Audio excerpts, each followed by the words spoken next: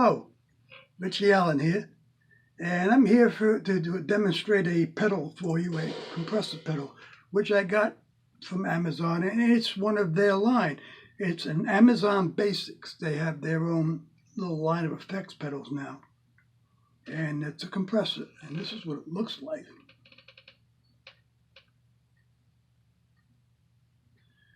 See, there's your power supply and your in and your out. Just as the name suggests, it's a basic pedal. Very strong metal housing. I don't know if it's aluminum or what kind of metal it is, but it's a metal housing, which is pretty sturdy. It'll stand up to many years of stepping on it. Anyway, the reason that I got this pedal is because I wanted I'm not a shredder. A lot of shredders use those pedals and I'll explain why in a minute. For those of you who may not know what a compressor actually does. Sometimes I will play a song and I want to come into a little riff or little lead solo of some type, and I want it to come out and pop in the mix, you know. I know what you're thinking, that you can use volume pedals for this, and then there are boost pedals, and that's fine. They all work just fine. But the reason that I opted to get this compressor pedal is because it does act as a booster when engaged, because it does have the, as I said, the level, which is volume essentially, and the sustain, which is sustain. The notes ring out, and the attack of the actual string as you attack it, like hit it. Anyway, I'm babbling, aren't I? So now look, why not have your volume boost and have your notes all in a line? Because this is the way they work. Now, when you're playing a lead, some notes are up here, some notes are down here.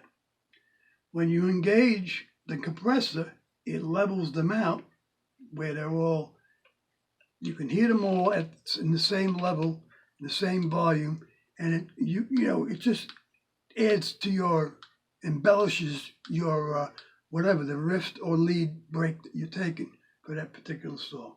So without any further ado, I'm going to plug this thing into my pedal board, and that's demo. That's demo. Okay, this is now plugged into the pedal board. I'm running it through a monoprice stage right 15-watt tube amp, and I'm playing my Leo James Telecaster. So there's a little bit of reverb on the amp. Okay. I'm going to play, for example, a piece of Pretty Woman. Now, there's a lead break that everybody knows in that song. And I'm going to engage the pedal as I play the intro Pretty Woman lead break, and then disengage the pedal when I go into the rhythm part with the guitar where the singing would come in. Just to demonstrate that the notes, listen carefully to the notes, how lined up they are, if you will. Okay.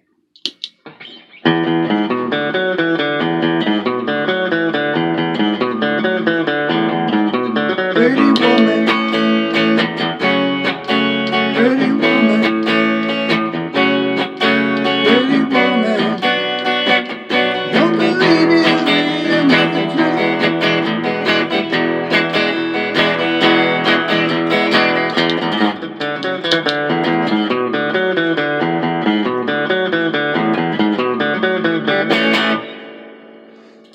So here's just a look like a scale. That's without the pedal. Now with the pedal, and the sustain is much better.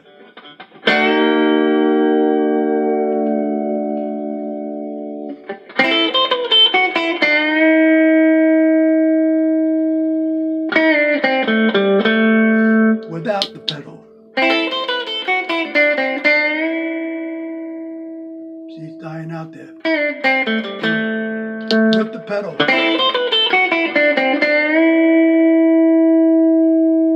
Still going.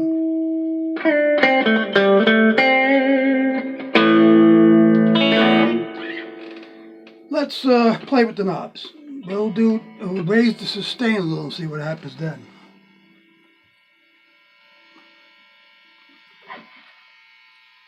Okay, it's on 3 o'clock, the sustain. Same riff.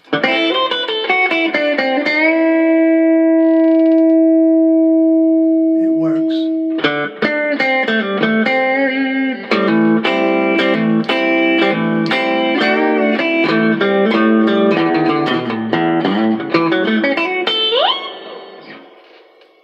Without it.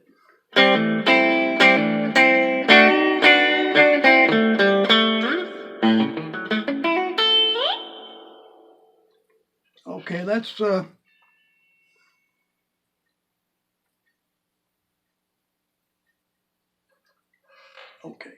We tweaked it a little more. Let's see what happens here. A little more volume, as you can hear, because I raised the level as well.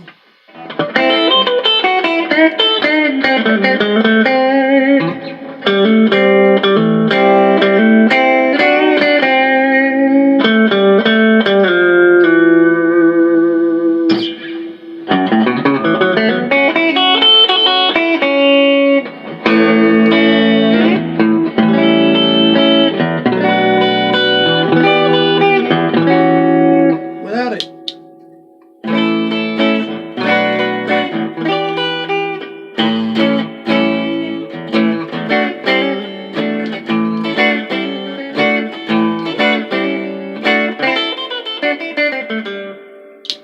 With the pedal engaged.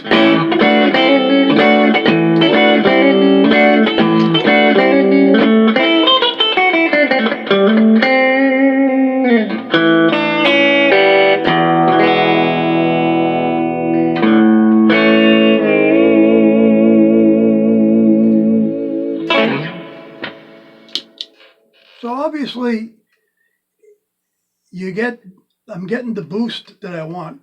More than I want. Of course, you adjust it any way you like. But when I want that boost, I just click the boost comes up. Plus, every note is uniform. And if you play a little on the sloppy side like I do, cleans it up just a little bit. Just a little. And why not? Huh? So I hope you like that little review that I gave you on the Amazon Basics compressor pedal. And do I recommend it? Final thoughts? I think it's well made, really. For $25, I mean, you can spend $100 plus on a compressor pedal. You get Boss or something like that, you know. But this thing it doesn't hurt your pocketbook, and it's durable because it's made of a metal. It's not a plastic pedal, and it definitely does the job. So I hope you enjoyed this video. If so, like and subscribe to the channel. And this is Richie Allen signing out.